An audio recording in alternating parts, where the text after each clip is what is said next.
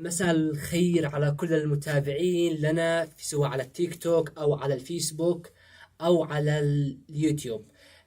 اليوم كانت حلقة نارية باستضافة الإعلامية المتألقة صاحبة الصوت العذب زمزم قاسم، وأيضا هي الصوت اللي فعله يا موبايل الحديث يعني في النظام اللي بيحدثوا.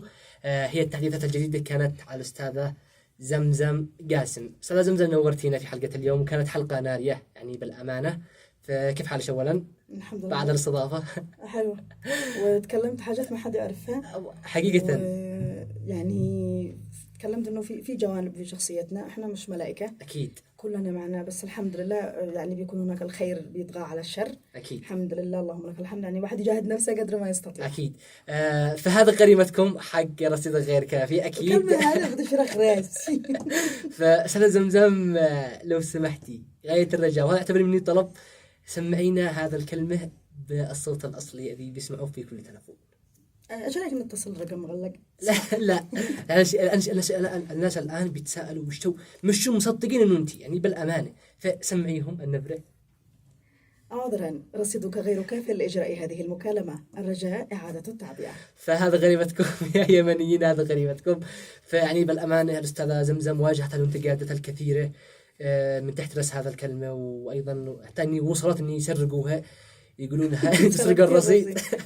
يا ريت. فأستاذة زمزم في نهاية الفيديو هذا احكي لنا موقف يعني كلش محرج أو مفتز، يعني ليش من هذا الخدمة هذا أو هذا الكلمة.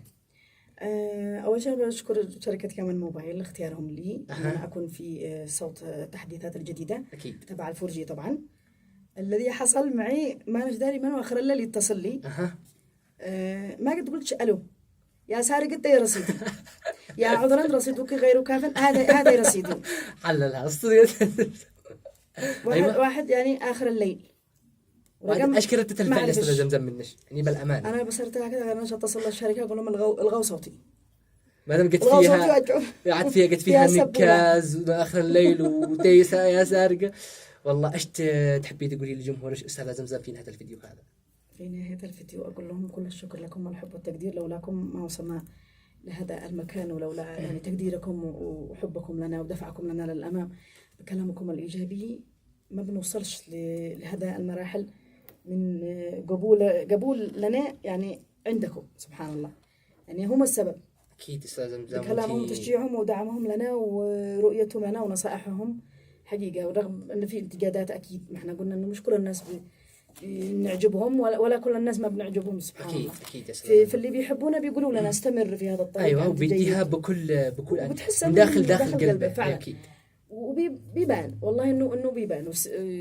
سبحان الله، ما في القلب هو بيظهر في الوجه من حب أو من غيره. أنا مش هسمي شكر، وإنما إنه ما عجبناهمش فبيقولوا رأيهم بكل صراحة. أكيد. واحد اثنين، لما يجي يتصل لي يقول لي ليش بتقولي